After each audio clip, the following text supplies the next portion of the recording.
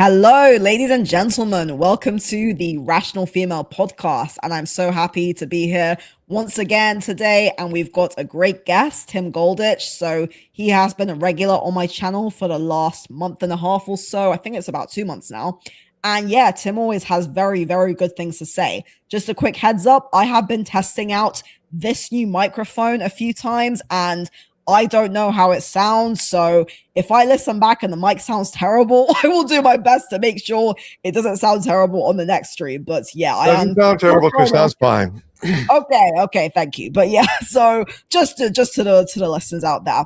So yeah, today, so Tim published a very, very interesting book in 2011 called Loving Men, Respecting Women. And yeah, he is going to tell us a bit about his philosophy of gender equalism. So from what I understand from everything Tim has told me so far in our discussions, the idea of gender equalism is that men and women are fundamentally equal in value but different. And it's always been that way. And it all balances out. So that sounds like basically everything I've been saying for the last several years and very much what I believe in. And I think it's very important for people to see that being anti-feminism is actually not about being anti-women. It's about being anti-misandry and actually being more pro-equality or egalitarianism. So Tim, why don't you start off by telling us how you started with the book, how you came to draw upon your research and what led you into this area? Okay, well, it wasn't any big trauma. You know, I wasn't run through the mill on some family court or something. What happened for me was I went through a period there where all my friends, all my closest friends, my social support system was this 5 women. And they were great, and I loved them, and they loved me, and we had shared, birthdays and holidays and everything together, right? And they were very important to me. And I got tired of being sort of beat up by their feminist rhetoric, right? So one in particular that I wrote up in this book was what I call the shoe store feminist. So there I am in a shoe store, and she's kind of lecturing me like she's like, look, these are your shoes, and then these are my shoes, and I have to pay extra for my shoes, and they're horribly uncomfortable, and they've got these high heels that I hobble around in, and just to raise my fanny up for men to look at. See, so I'm the big victim, and so I'm listening to this, and like men everywhere, I haven't got a clue. I don't know how to counter argue this at all. It's just like, huh? And see, now I tear it to shreds. But back then, I was like men everywhere. I was ignorant of my own politicized male perspectives. Whereas she, of course, had taken all these women's studies classes, so she had the equivalent of a PhD in this stuff. So I didn't stand a chance, right? So I went looking for the other half of gender reality. I was looking for the other side of the coin, as Roy Schenck called it. And back in the day, you went to a bookstore, and there was only the women's section. There was no men's section. So I didn't find anything. Well, except for books by Morton Downey Jr. and Rush Limbaugh, which, if you remember them at all, they were not. Yeah, that's exactly. You see, they made a mockery of the whole idea of men having their own point of view. So that just made me madder. So I said, well, if nobody's going to write this book, then I'm going to write it. You see. So I worked on my own book, which was then called Social Evolution, and for a couple of years, and then I discovered Warren Farrell's the man who wrote the preface to my book there. Great mentor figure for me. The Myth of Male Power. And it was like an atomic bomb, right? Great book. Yeah, very good book. Like Camille Paglia, I think, called it. Yeah, I've read her as well. She's great too. And so, well, they did two things. One, it it completely validated what I was trying to do with wonderful research, and made it objective in a way that I hadn't even dreamed that it could be. And my book and the next two after it had already been written. The Myth of Male Power is that good. But fortunately, I had an angle that that Warren wasn't working, and I was invested enough to keep going with it. So then what happened was I was taking a class in intercultural communication, and I chose men as the culture that I was going to present about. And I have to go out there, and by then I know many of the stats. Men being 85% of the street homeless who don't even have a shelter to go to at night, and all these of imprisonment, homelessness, battlefields, at work fatalities, and on and on and on. So I'm going to go and present this in this class that has never heard of men's issues. This is back in the 90s. So then I kind of came up with this idea, well, what if I present this as the other half? What if I present this as, well, okay, so there's all these women's issues, and I'm not arguing against them. I'm just presenting this other half, this balance, what goes on the other end of a balance beam. And maybe that make my message more palatable.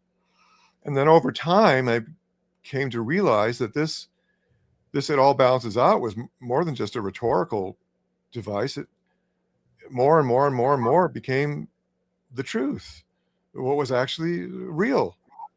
As I learned more and more about female power and male victimization, it became more and more credible that there is this, in fact, in reality, this other half. And and more I came to see this balance as almost like a product of metaphysics. In physics, we say, Newton said, was his third law, I think, for every action, there's an equal and opposite reaction. Well, it seems like there's kind of like that in metaphysics too. And if you look at it deeply enough, you see in feminism how often what you might call the law of unintended consequences rears its ugly head and goes and bites feminism in the rear. Every time feminism wins, it loses because of some mirror opposite thing that happens. So women rise to the top. Okay, great. And then they look around and there's no men. They say, yeah. You see, there's no men in my world. See? Yep. It's like that. It's these things that keep. So women get to be get the super victim status. They get to the status of being the powerless victims in all things, but then that's emotionally and psychologically self-fulfilling. So you see, so it's spiritual poison. So every time feminism wins, it loses, and that's because feminism is one-sided. It's a lie of omission. It is a half-truth, and as we know, a half-truth is a whole lie. So like misogyny. Misogyny is a lie. Why?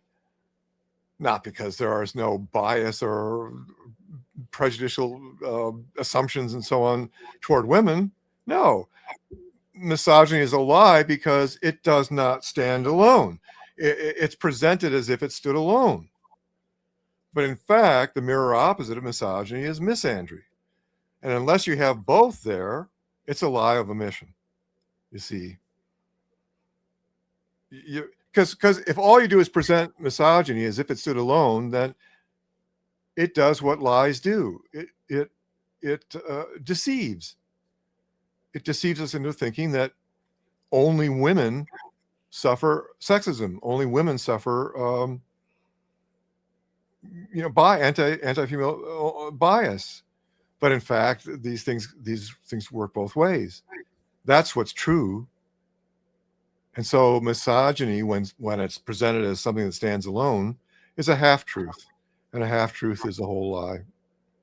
Okay. So somebody in the chat said Tim is right and has a way of presenting the topic which is pleasant, but the separate but equal argument had much opposition as it was correlated with racism. I just want to make a quick comment about that. So Please the do. idea, because I used to be a feminist a long time ago when I was in my mid-teens, so aged 14 to 18. I'm now 28. So I've been non-feminist for 10 years and probably anti-feminist for a good few years now.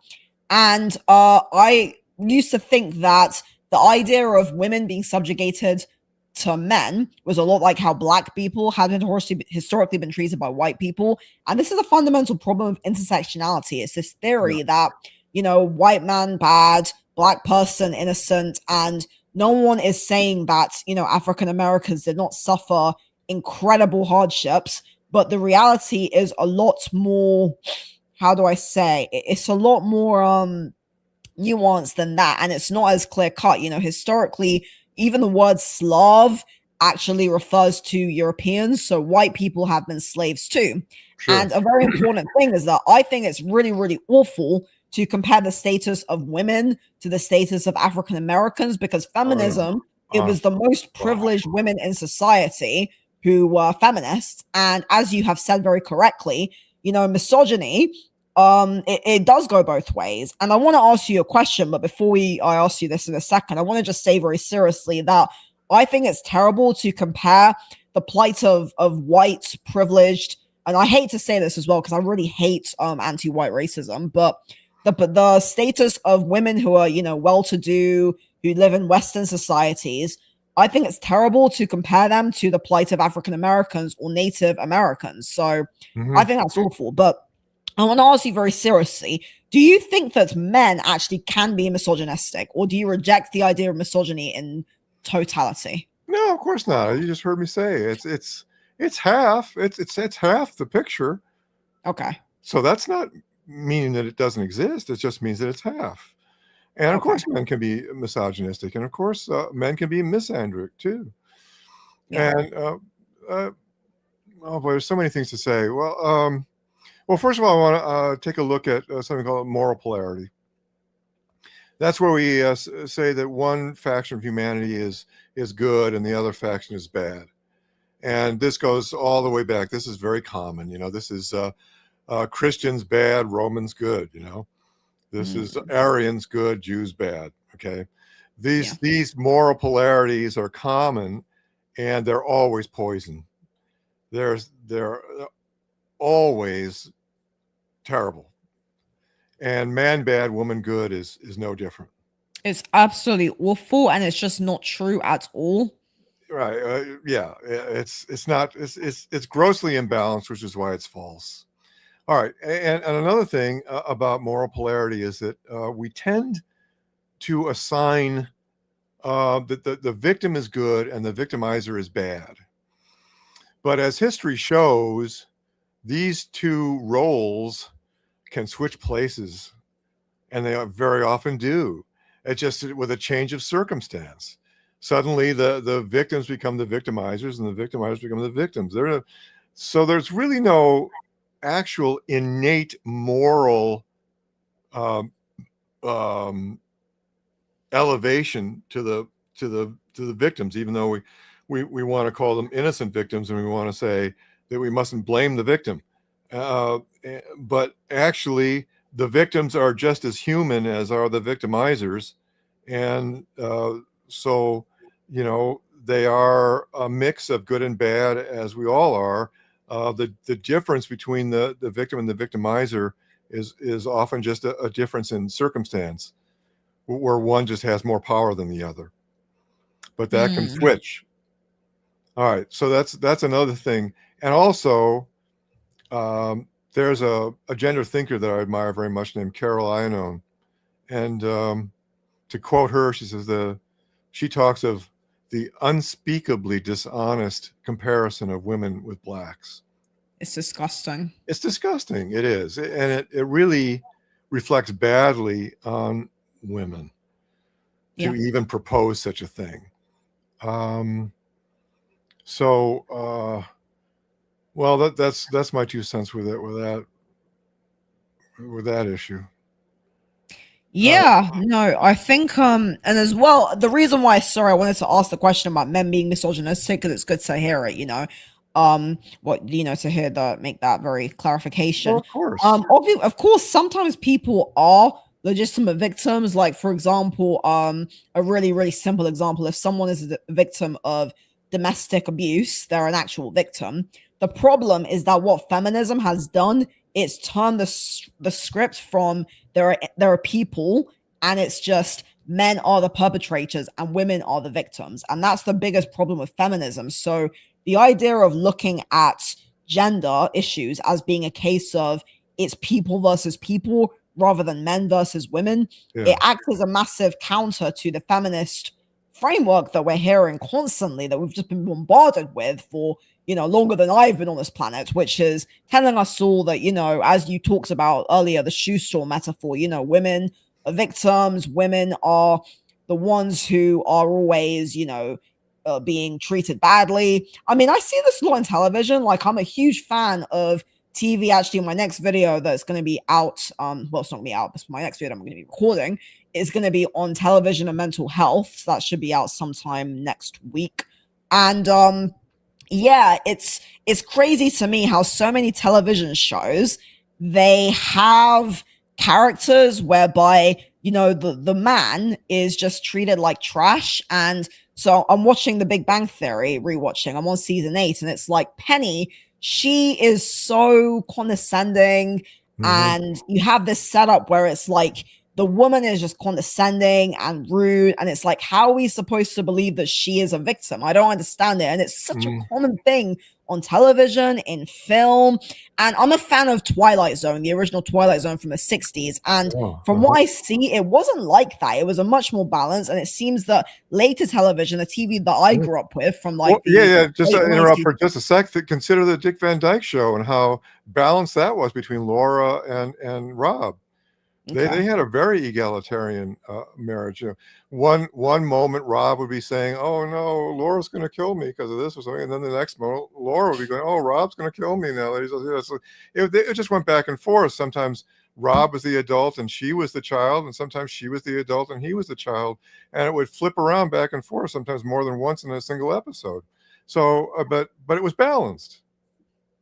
Yeah, that sounds a lot more like how it actually is and Yeah. how a healthy relationship should be. It's not, women have all the power, men are victims, men have all the power, women are victims. It's much more equal. And the thing Yeah. is, right, when you say egalitarian, because egalitarian is a word that we use to kind of distinguish ourselves from feminists, I came across the term complementarian, which is more that men and women, it's actually a Christian term. I'm not Mm, religious, but it's this mhm. idea that men and women are equal, but where we have different roles. Would Yeah. you say you're more of an egalitarian or a complementarian or just an equalist? How would you Yeah, characterize yeah. yourself?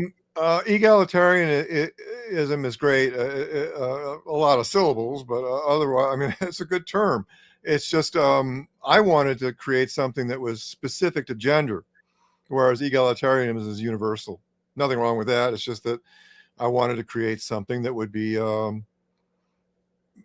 where there's feminism on the one side and what Warren Farrell called masculism on the other side, and then there's this gender equalism in the middle.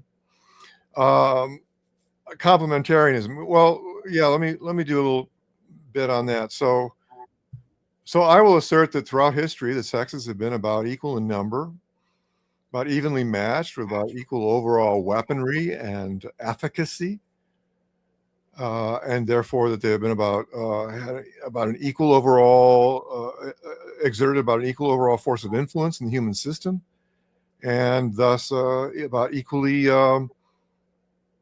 having an equal overall responsibility for outcomes. So, and further, I would say that the whole gender system was co-created by woman and man in co-equal co-partnership. So, how much more equal could men and women be?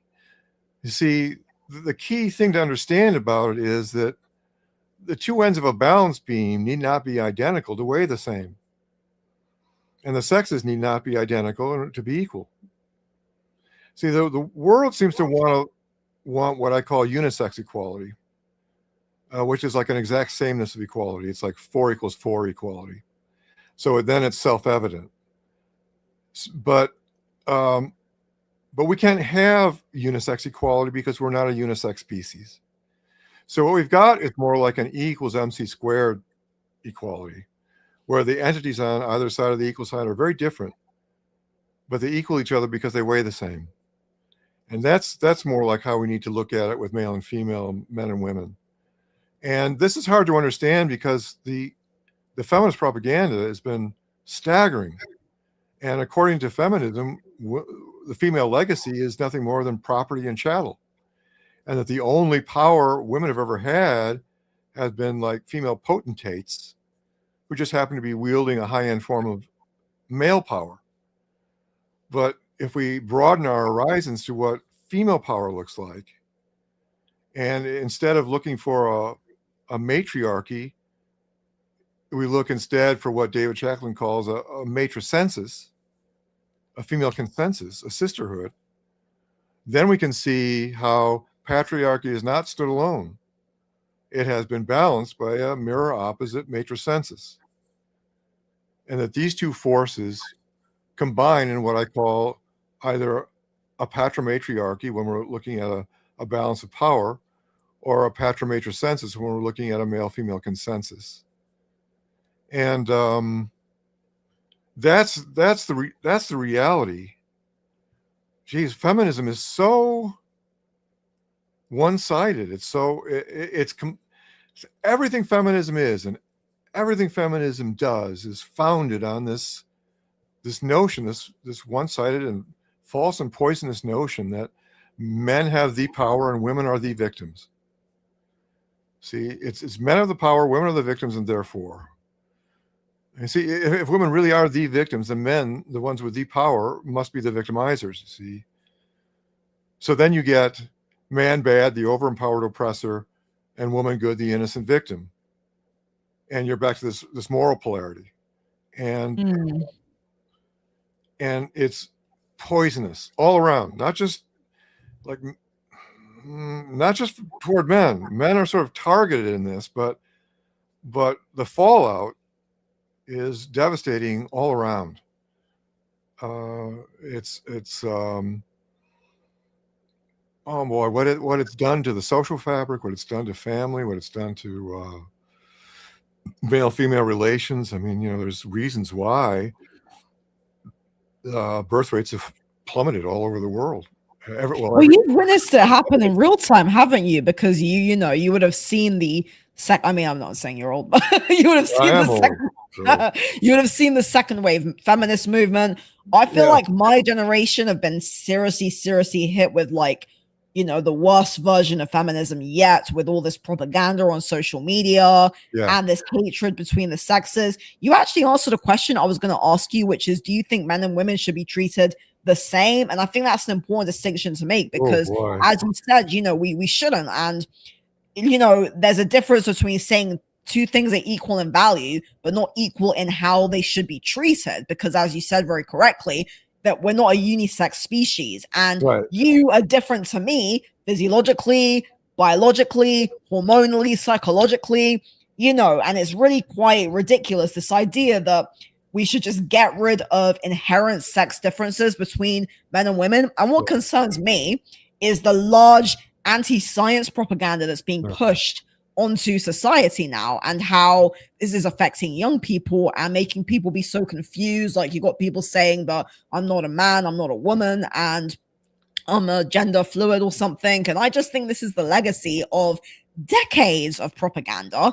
And it's really quite ridiculous because, I don't think anybody who sees that a man and a woman together, and just the way in which we're presented, even something as simple as dating strategies for men versus dating strategies for women are wildly different. So it's ridiculous, and I really think it's sad how there's a large body of people talking about how feminism is terrible for men, as it obviously, as you said, targets men, but feminism is very, very bad for women. And it's because it tells women, like Phyllis Schlafly, who we've mentioned briefly, she was very right wing. I don't want to, I'm not conservative at all, and she was also a Catholic, but she said very good things regarding that feminism wants to treat men and women the same and have this sex neutral society. And she was actually defending housewives, mothers, religious women. She was defending women who would have been affected by the Equal Rights Amendment. So,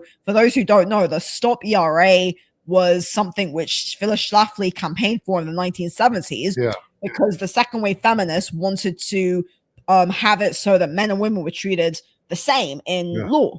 And, she kind of predicted what's happening now with this people wanting to have same-sex changing rooms, same-sex public bathrooms. You know what I've heard, actually? It's really... Sorry?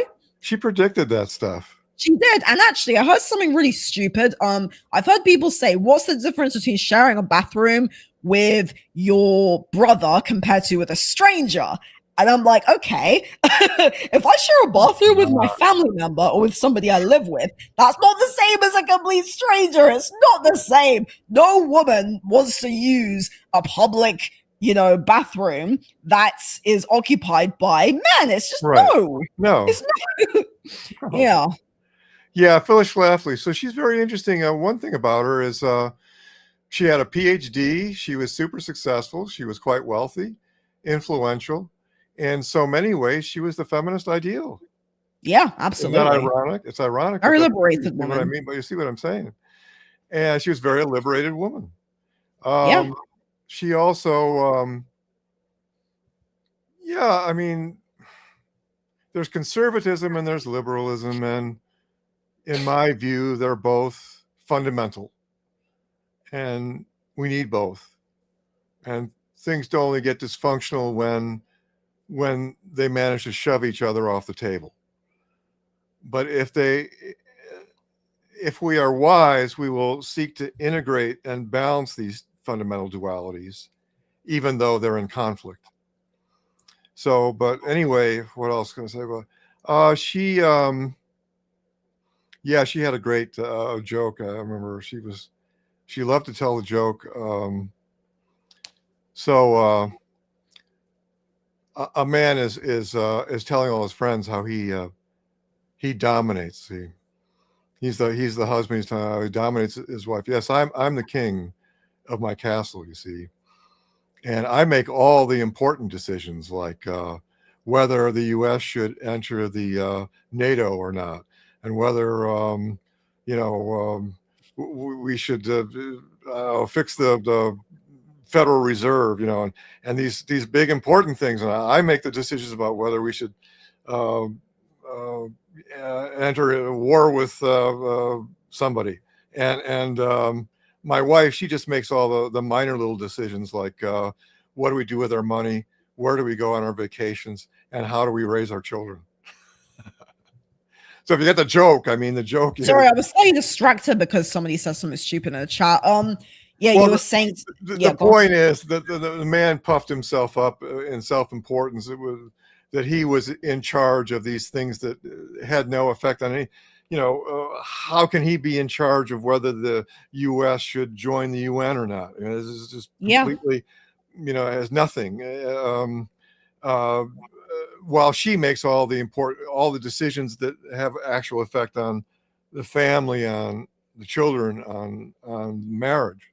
So that was Schlafly's way of saying that men's ego prevents them from seeing reality of female power. Yeah. So I want to ask a question now. How long did it take you to write your book? Oh my God. Well, so I started writing about 1990. Okay. 1991. And this book I was writing, this social evolution book, it kept expanding and expanding and expanding until it became too large to publish as one book. So I decided to publish it in 4 parts that were already there. That each section, and the sections were like gender equalism, love and respect in the past, love and respect in the present, and love and respect in the future. and make each of those sections a book. So in that sense, let's see. So it was about 20 years from 1991 to 2011. Am I saying that right? No, Yeah. 30 years. Was that 30 No, years? that's No, 30 years. 27, Yeah. 20 years. 20 years. Okay. Is that 20 years or 30 years? No, from That is 20 years. 1991 to 2011 is 20 years, right? And Yes. so it took me 20 years. Okay. But during those 20 years, I also wrote the bulk of 3 other books. So this next book, what was the section Love and Respect in the Past, has now become Equal Partners, the History of Gender Equality. And if I could ever finally get it finished, it's close. If I can overcome my hurdle about ChatGPT, I've never been able to find an editor that followed through and really helped me out. And so I'm going to have to use ChatGPT. And I really don't like artificial intelligence. I have a very bad feeling about what it's going to do to us in the future.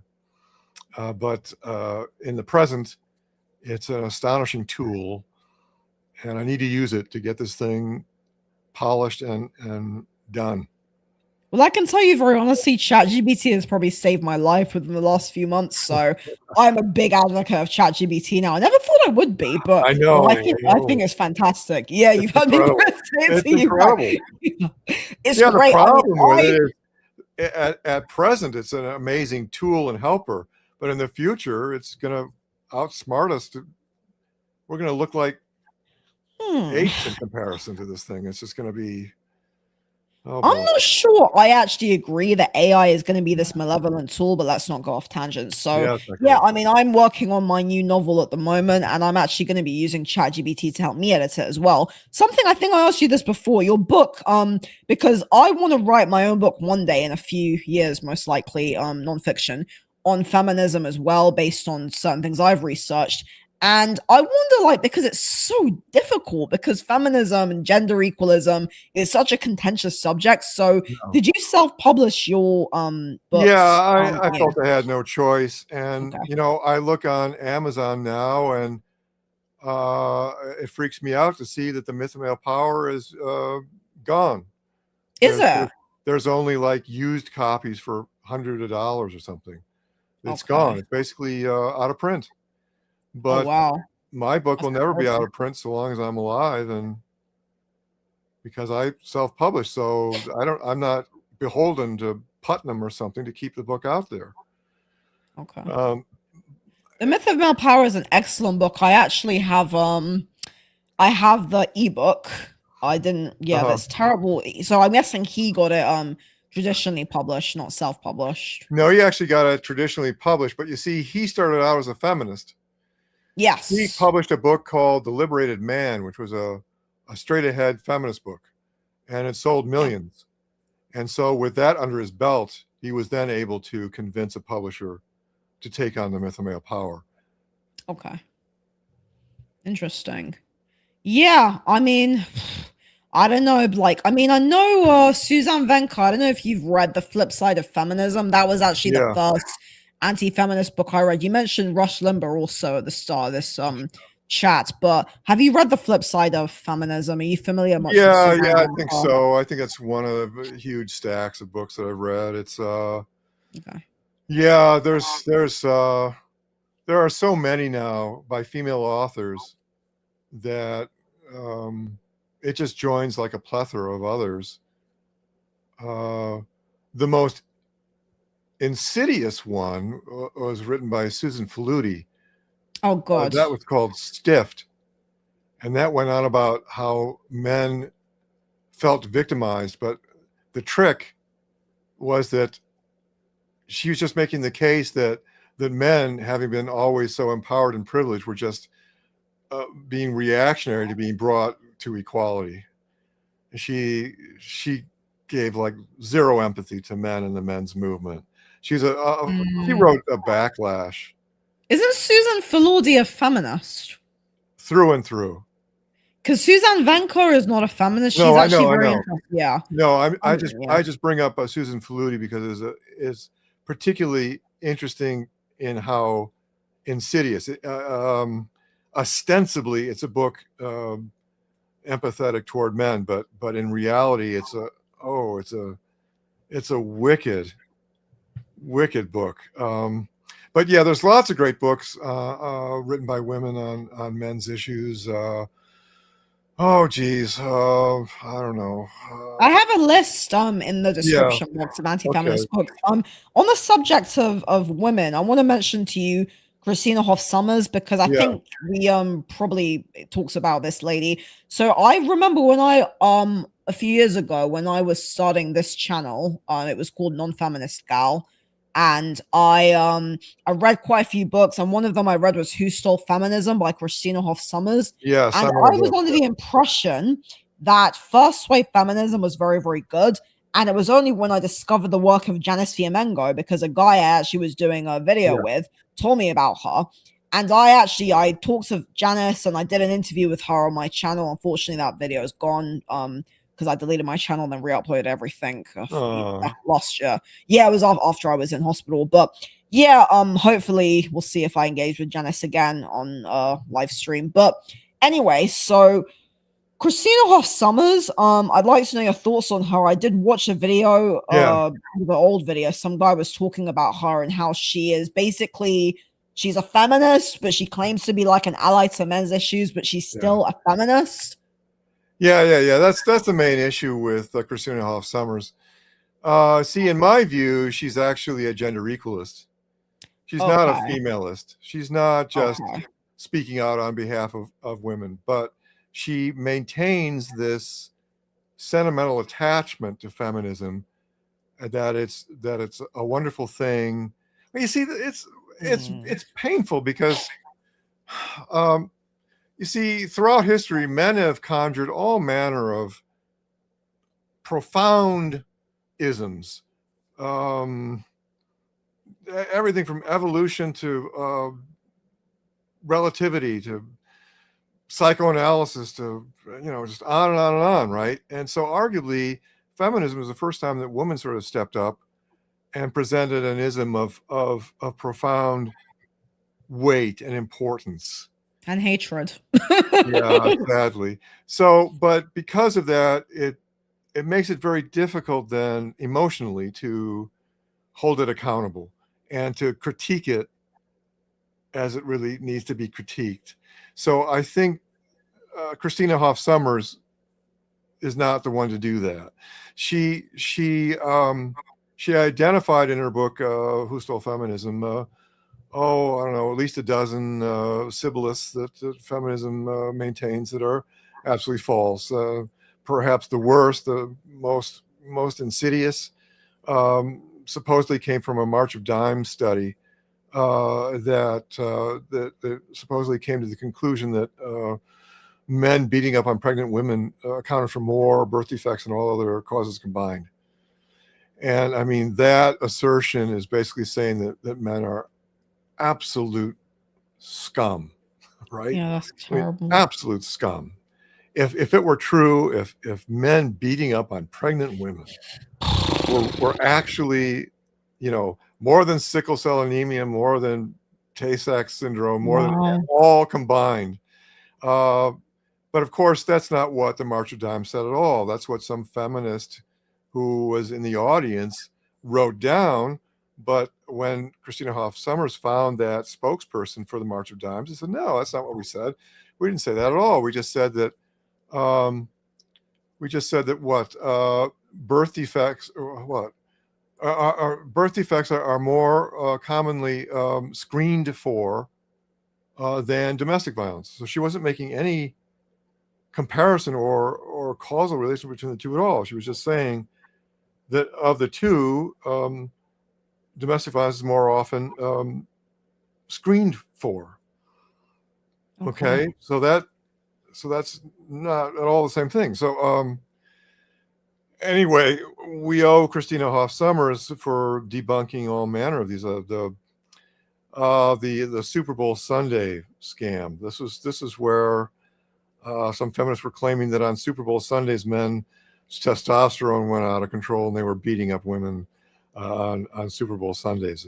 And this was given enough credibility that NBC, when it broadcast the Super Bowl back in the day, actually put some kind of a advisory, before the game, of men, now calm down, men, and some kind of, I don't know exactly what it said, but this assertion was given credibility enough to do that. And of course, there's no correlation between domestic violence and Super Bowl Sunday. Anyway, so lots of these kinds of things that all add up to a defamation of male character. Yes. It is horrendous. Yeah, it is horrendous. And I really like what you said earlier about how all of these isms, for want of a better word, were created by men, from philosophy to mathematics to psychoanalysis, psychology, modern medicine. And it is a shame when you think about it. Feminism should have been this incredible development in human thinking. It should have been this amazing. And I remember actually, and it could have been. It could have been. And I remember in the flip side of feminism, Suzanne Venker mentions how a young woman goes into one of these women's study classes and she's hoping to hear about women's achievements. Instead, it's just a long, long ramble on how women are victims, how we've been subjugated. And this is actually why a few years ago, I started a subreddit called Women's Advocates. And the idea of women's advocacy is, I guess, like with your gender equalism thing, women's advocacy is kind of like being pro women and supporting women and standing for women, but not being pro essentially an ideological misandry. So this idea of advocating for women, because I think there needs to be like a space where we can say good things about women and talk about like female strengths and positive things about women, because also you've said as well how all of human empathy rather, the push in human empathy, human rights, this would not have happened without women. Right. It was all driven by women, and this is incomprehensible because the only female power we understand is female potentates, queens and stuff, and we look, well, they didn't create these things, but that just ignores most female power is of a completely different kind. It's in this case, it's motherhood power, which is just one of an array of female powers. The greater power to elicit empathy, the greater power to inflict shame, the moral authority, on and on and on, that women have had, a higher average emotional verbal acuity, and blah blah blah. Just all these different things that the powers that women have had. So in this case, it's the power that's vested in motherhood and evolving parenting. And by evolving parenting, women evolved human empathy, human social conscience. What could be more important than that? What could be more important than that? You see? So I see the twin pillars of human social evolution as the male evolution, mostly male evolution of technology, of knowledge, of science, or whatever, right? And then on the other hand, there's been the evolution of human parenting, mostly driven by women, and that has been the other half of this social evolution. So it's been responsible for things like the Geneva Convention, it's the Nuremberg trials, the U.S. Constitution in its early form. This is an early form of expanding empathy. You see, the evolution of human technology and the evolution of human parenting have had about a similar trajectory, which means that they've mostly been flatlined with a little bit up here and a little bit there, and a little bit more there, and then in modern times they've just gone shoot straight up. And so back in 1776, that was still really early, but if we know our history, we know that declaring all men are created equal was an astounding statement to make, written in big letters, we believe these truths to be self-evident, you know. Wow, that's astounding. You know, Yeah, historically, and you've mentioned but it spread empathy out, you see. So it wasn't just empathy wasn't just a province of kings and queens. It was the province of everyone. So that was a miracle that happened at that time. And since then, I mean, there's been the Anti-Cruelty Society, and you know, arguably now in the present, there's been an imbalance in favor of compassion over accountability. Historically, it's always been an imbalance of accountability over compassion. But arguably these days, it might be flipped around, and there might be more compassion than accountability, and either imbalance is not good. yeah, and you've mentioned someone named Lloyd DeMars a Yeah, few times when we've talked, and how he was someone who talked about the evolution of human empathy in terms of parenting. Is that right. correct? That's right. And he also made a direct parallel. It's just like the evolution of human technology was spearheaded by certain individuals. Some individual had been using some shape of a hoe to, you know, till the earth for thousands of years, and somebody comes along and goes, well, why don't we make it this shape? Why don't we shape it like this? And it becomes much more efficient. And that's the incrementally like that how the evolution of human technology and human knowledge has occurred by exceptional individuals. And he posits that it's the same in the world of women. It'd be certain exceptional women that parent better than they were parented themselves.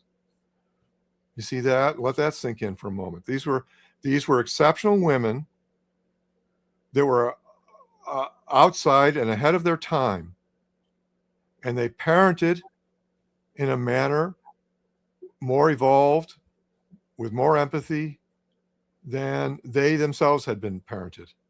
And so they incrementally lifted the norms of parenting.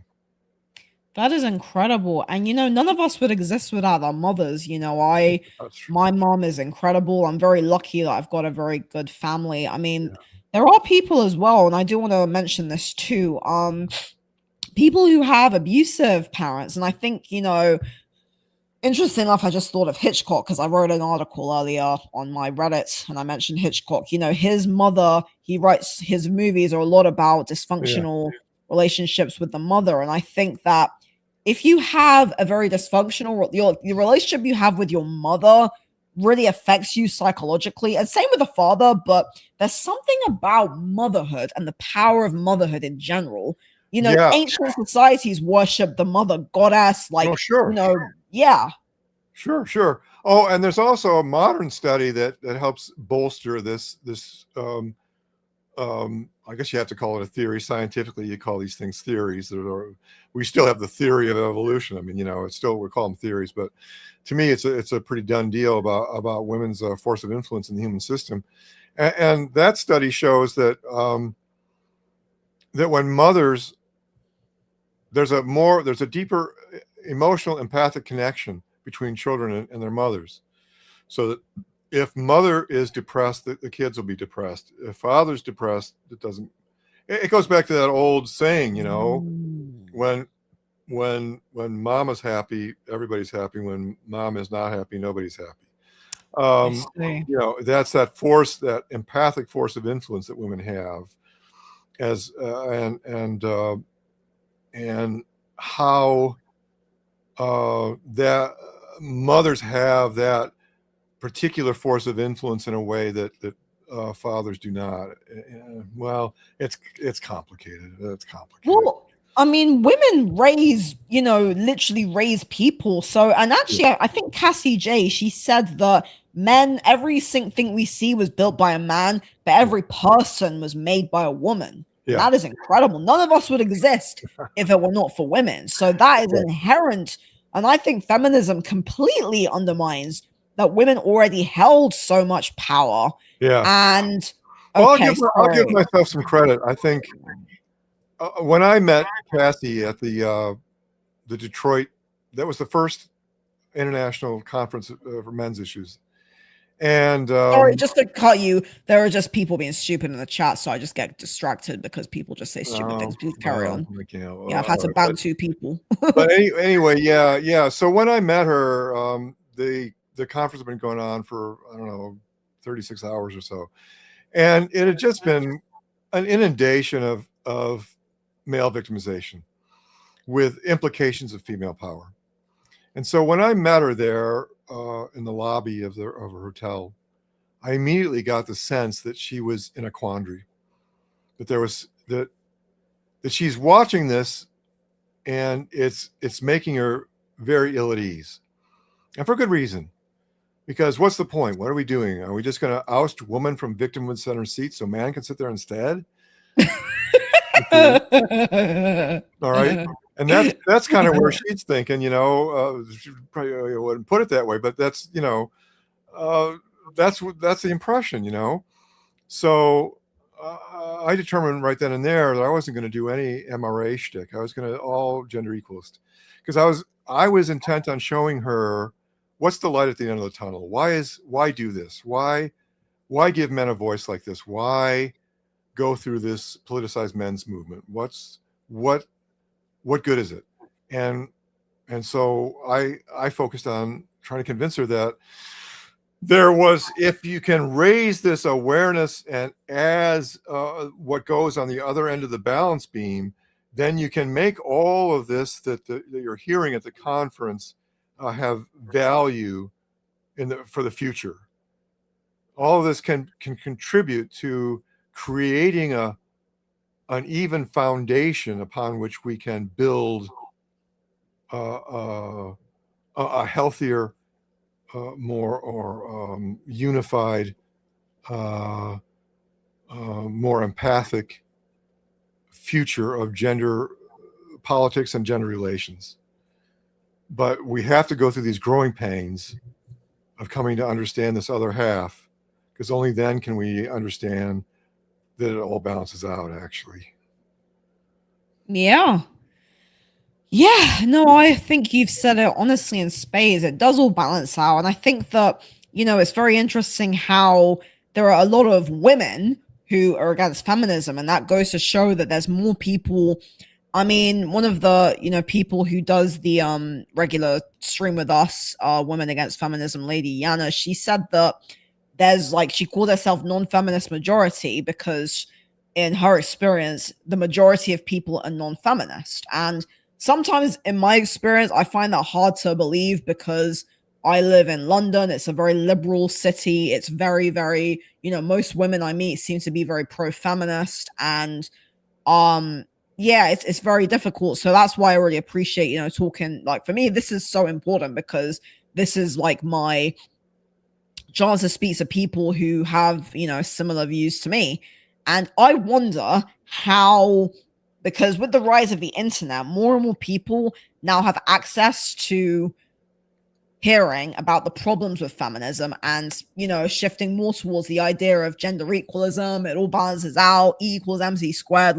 There are so many more people now who are able to talk about this. And do you think that, regarding the future, do you feel hopeful for the future, the next 10, 15, 20 years? Do you think that eventually there will be, feminism will die out? What do you think the future is going to look like?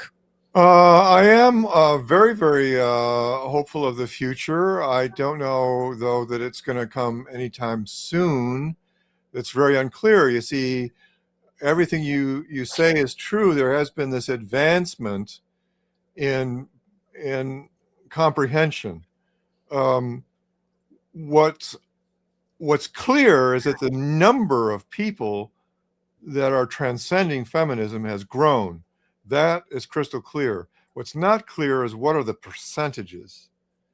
And every time the men's movement begins to get some traction and raises more awareness, feminism becomes all the more ruthless in protecting itself and what I call its ideological dictatorship. So now we have these, it's now, my understanding is, it either is now or soon will be mandatory throughout the British school system, where they will be teaching classes in anti-misogyny. And again, Yeah. if you're presenting misogyny as something that stands alone, that's a lie of omission. So again, that's a falsehood. And again, it's not because misogyny isn't real and doesn't exist and isn't important and all that. It's that misogyny does not stand alone. Yeah. If you do not teach misogyny and misandry side by side, you're teaching a lie. Absolutely. It's a bit like actually if you teach, say, religion without atheism or agnosticism, like you're only teaching one half. That's just what came to my mind. But yeah, no, I think you're bang on. And we did a stream talking about the VAWG strategy in the UK, which I just thought was absolutely awful. And the Green Party, they want to make misogyny a hate crime. So they have triumphed in Manchester. But yeah, we're coming to the end of the stream now. Last, I would say, few minutes.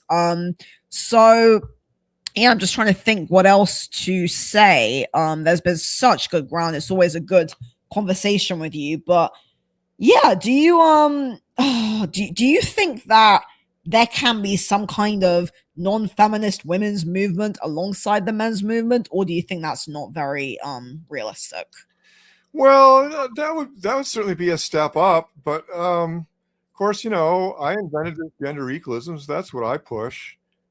Warren Farrell called it a gender transition movement. Yes, I remember that. But yeah, I would like to see something that brings men and women together. Enough already with men and women being so separate and yeah, and this lose-lose dilemma. And so I would really like to see a movement where men and women can join as equals. There's no moral polarity. There's no man bad. There's no woman bad. There's no, we look at every gender issue as matters of shared responsibility and tackle them in a manner that be far more effective and fair and reasonable. And as I like to say, gender equality has to be negotiated, not manipulated. Yes. Yeah, negotiation is important. Yeah, sorry, continue. So what has to end is this, what I'll call femisa. We know what macho is. Macho is this inauthentic, immature sort of masculine. Well, femisa is this inauthentic, immature feminine. And it's been coming to the bargaining tables, damseling. It's been claiming that we women have nothing to give, but only the need to take. And so you men must pour from your glass half full into our glass half empty. And then things will be right in the world. That's he for she, he for she, he for she, everybody for she, and then everything will be great. So that needs to end. So what has to happen is for woman to woman up and come to the bargaining table saying, you men have power, we women have power. We have victimization, you have victimization. Let's negotiate.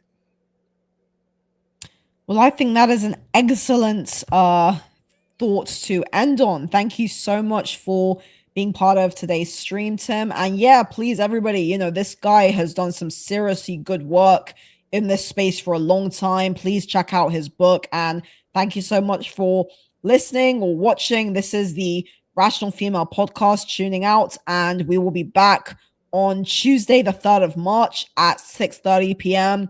UK time to discuss the gender wage gap. That'll be fun. Yeah. Thank you very much. And goodbye, everybody.